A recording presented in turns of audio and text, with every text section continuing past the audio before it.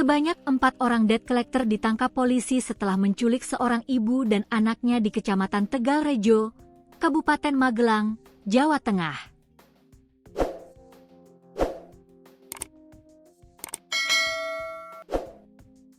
Penculikan ini dilakukan sebagai jaminan atas tunggakan kredit sepeda motor. Kepala Polresta Kombes Herbin Garbawiyata Jaya Sianipar mengungkapkan bahwa kedua korban disekap selama 2 hari di sebuah rumah di Kabupaten Sleman, Daerah Istimewa Yogyakarta.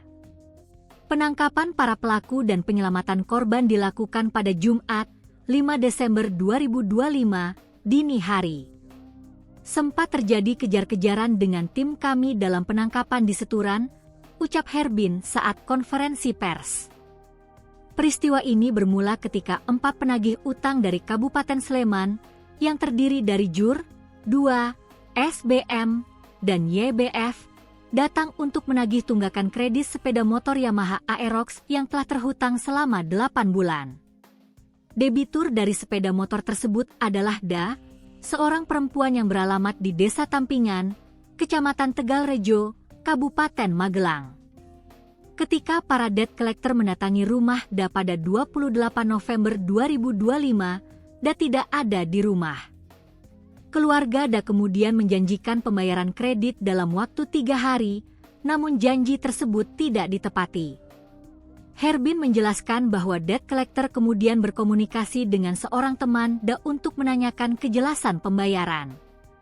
Meskipun beberapa kali berjanji untuk membayar, janji tersebut tetap tidak ditunaikan, hingga akhirnya rombongan penagih utang kembali ke rumah Da pada Rabu, 3 Desember 2025.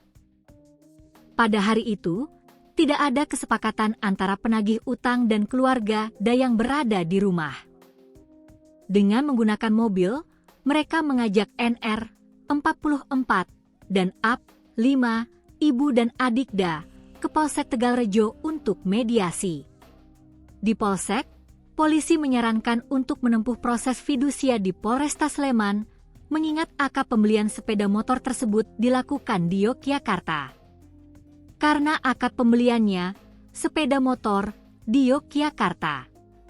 Sepeda motor itu sekarang digadaikan atau dijual, kata Wakil Kepala Satuan Reserse Kriminal Polresta Magelang AKP Toi Brianto.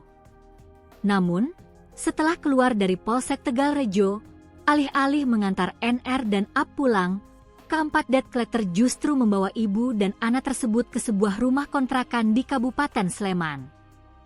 Para tersangka ini kemudian minta uang sejumlah 16 juta rupiah agar para korban bisa dikembalikan, ungkap Herbin Garbawiyata Jaya Sianipar. Atas tindakan penculikan tersebut, JUR, 2, SBM, dan YBF dijerat dengan pasal 328 KUHP dengan ancaman hukuman penjara selama 12 tahun.